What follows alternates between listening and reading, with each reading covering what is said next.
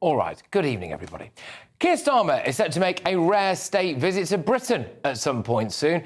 The man who is allegedly the Prime Minister of Great Britain and Northern Ireland has been on, by our count, 37 flights since taking office. He spent the equivalent of an entire working month in the air, roughly 165 hours. Well, he may well have the largest carbon footprint of any single human in Britain. He just loves the UK government's Airbus A321, which produces roughly 7.33 tonnes of CO2 per airborne hour. So Starmer has puffed out 1,173 tonnes of carbon dioxide since the general election. That was before his latest trip to Estonia. The average UK citizen produces 10 tonnes per year. So the PM's jet setting alone is more than 117 Brits' annual share of pollution. We've discovered a leaked picture, actually, of Ed Miliband shortly after he was told about Keir Starmer's carbon footprint. Oh, yeah, you've got to feel for the guy, haven't you? Really got to feel for him. Let's have a little look, shall we, at some of the places he's gone. So I think we can bring up the map of the world here. Well, in no particular order, he's been to Washington, Paris, Berlin, Paris again, Estonia, Budapest, Paris again, New York, Samoa, Rio, Azerbaijan, and, of course, Brussels. And, well, that is literally just the half of it. But what has all this international travel achieved, apart from the total thawing of the polar ice caps? Absolutely naff all. Most world leaders snubbed COP29 in Rio, like Macron. So that meant that Starmer was essentially stuck there with the Taliban. What about his relentless trips to Paris, Berlin and Brussels, the axis of the European Union?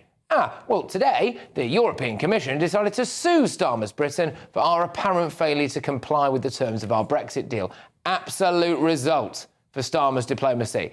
And now they're demanding freedom of movement for young people and acceptance of EU laws and the continued right for the European nations to fish in British waters beyond 2026. It's nice to see he's having as much success abroad as he is at home. But he hasn't been, has he now, since Trump was elected, to go and see the big guy since he became president again. Which is just as well, because what else happened today? Oh yeah, Mauritius has rejected Starmer's Chagos Islands deal, meaning it now almost definitely won't happen. Here he was in Estonia today, talking tough to Russia. For Ukraine, and I've been here with key NATO allies this morning having a discussion about Ukraine.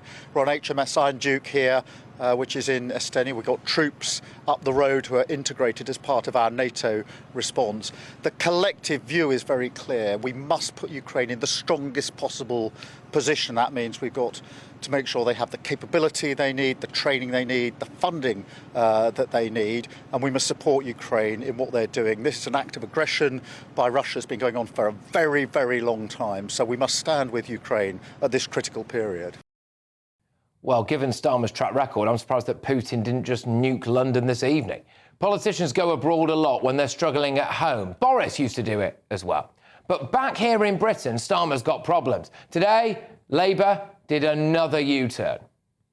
Well, the government failed the women who were born in the 1950s. They stole their pension, that contract, that agreement that they thought they had, and then accelerated it so that those women didn't have the chance to prepare for that. We've said we'll right that injustice, and within the 5 years of the Labour government, we will compensate them for the money that they've lost. That doesn't happen, does it? Labour have just enraged what Greg Wallace might call women of a certain age by refusing to pay out for the WASPy women. That's on top of the other pensioners, the farmers, taxpayers, business owners, people with a brain, I don't know. Anyway, this also happened today. The Migration Advisory Committee released a report saying that Starmer's plans to cut immigration may not work. If he really is flying around the world to avoid trouble at home, I don't think it will be long before he asks if he can refuel in mid-air so he never has to land. Let's get the thoughts of my panel. We have got journalist and broadcaster and columnist Esther Krakow. We've got political commentator Alex Armstrong and journalist Jonathan Liss. Esther, I'll start with you on this. Do you think that Starmer is, frankly, just running scared of the British public here? Well, yes, but it's not random. It's not something that has just happened to happen because he has loads of international meetings. Macron used to do the same thing. I mean, he's still doing the same thing because I'm pretty sure if he stopped being president, no one will notice. That's how low his approval ratings are. Boris did the same thing with the Ukraine war because his approval ratings were through the floor. I mean, Keir Starmer has the lowest approval rating since James Callaghan, which I think is quite an achievement. The question is whether he will grace the British people who elected him, believe it or not, with his presence at some point.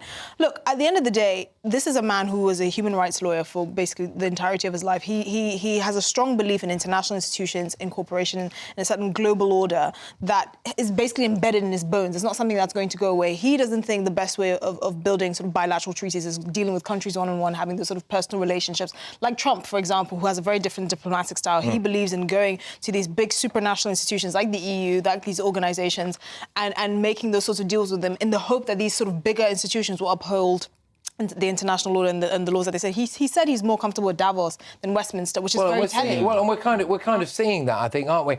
Alex, do you think he's forgotten that he's Prime Minister of this country? Well, to quote Keir Starmer himself, don't forget, he called out Rishi Sunak multiple times for visits he took abroad. And by my calculations, Rishi Sunak, over his entire prime ministerialship, took 24 visits, as opposed to what you said earlier, which is 37 to Keir Starmer in his 5 short months. And to quote Keir Starmer himself, he says, "Doesn't the view look very different up in the sky than it does on the ground, Rishi?" Well, it certainly does for Alex, Keir Starmer. that was in response to Sunak taking unnecessary plane trips and helicopter trips inside the UK. Keir Starmer took a private jet to Wales, for goodness sake. Just on talking about unnecessary trips, right? What's he got out of his numerous trips to Paris, Berlin and Brussels? They've decided to take us to court. They want freedom of movement. They want continued access to our fishing waters. And they want us to adopt all the EU laws. I mean, it's not been a resounding success, has it? Well, I mean, I haven't looked at the details of that court case. I'll do that now. But in terms of diplomacy, I mean, the EU and UK are always going to be sort of re-litigating parts of the Brexit deal, and that's up for renegotiation, I think, next year. So that's going to be a never-ending story for reasons that we don't need to rehearse now.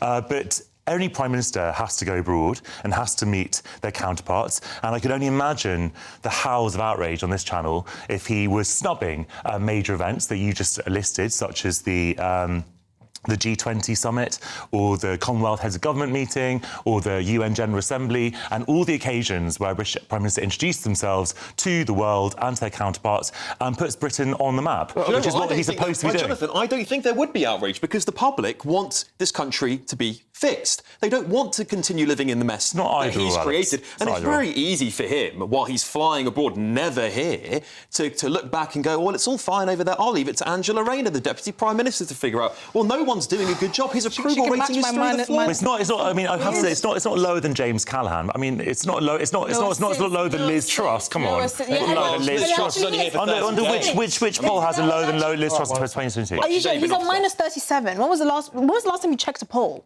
Well, Liz Truss. What was Liz Truss on in 2022? Has a minus 70%. I'm not saying he's popular. I'm not saying he's popular. No, the whole government. I'm not saying it's a disaster.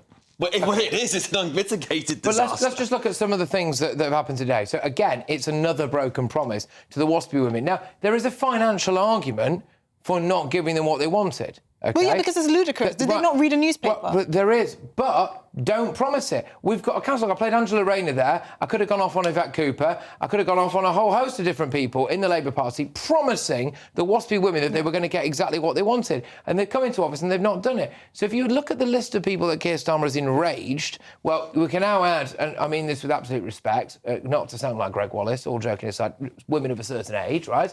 Plus other pensioners, plus farmers, plus some other taxpayers, plus people who thought that maybe their migrant hotels were going to get closed. I mean, no wonder he's flying abroad all the time. Well, yeah, because the thing is, you can't do any more damage when he's not in the country. I think that's the logic. And you really have to know about the machinations within sort of Downing Street and amongst political parties to understand really the strategy here. If he's not in the country, he can't make things worse. As for the WASPy women, you know, it was just moral grandstanding by the likes of Angela Rayner until she actually came into office and realised that actually the public finances are much better spent on other things than well, like 50 million quid to Syria. Well, I mean, listen, it's just a dumpster fire. But the point is, why are we promising women that something about their pension when... Why are you saying that Syria doesn't deserve any money at all? No, it does not. I don't think it deserves a grand total of 61 million quid in the By the way, last we week. don't even know what Syria is now. We don't know what the government of Syria... Who are we giving it to? And the current leadership used to be in Al-Qaeda, so they're not exactly... I mean, look, the UK either wants to be on the global stage or it doesn't, and if it does... For what? We don't want to be on the Well, global stage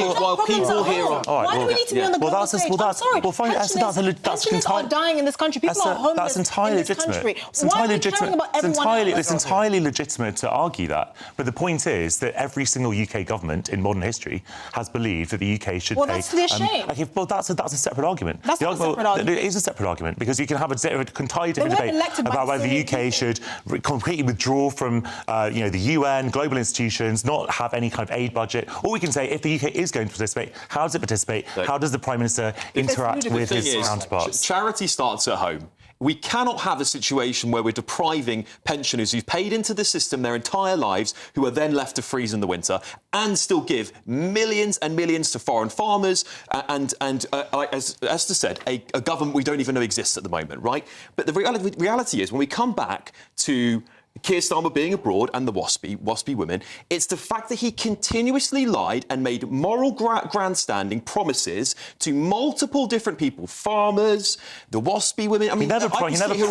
Yes, he did. Angela Rayner's on that record promising she would resolve it, and she's slamming the Tory government. Was that when was that? When was that? It doesn't matter. Because I know that it was on the Labour manifesto. It doesn't matter when it was. Well, it doesn't matter. If you're smart in opposition, you don't make promises you can't keep, and that's exactly what they've done to get elected. He has lied to the British people time and time again, which is why his net approval rating is almost -7. It wasn't in the manifesto that they were going to pay the WASP. It was the 2019 manifesto. You can't it have wasn't everything in the manifesto. You've got. Well, you can't say it's a pledge that's been broken if it wasn't in the manifesto. If you were advising Keir Starmer, Jonathan, would you have told him to spend the equivalent of a working month in the air since he's been in office? What is it, 5 months, is it?